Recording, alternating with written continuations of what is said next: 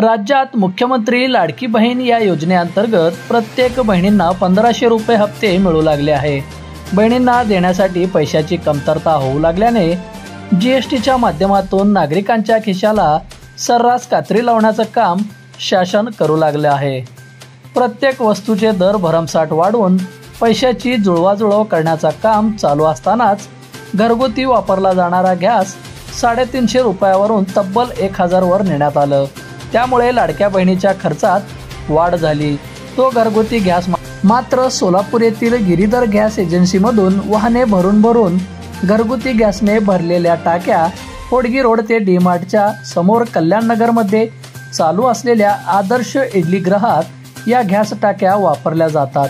प्रत्येक आठवड्यातून 2 दिवस घरगुती गॅसने भरलेल्या 15 टाक्या त्या आदर्श इडलीगृहात पुरवल्या जातात।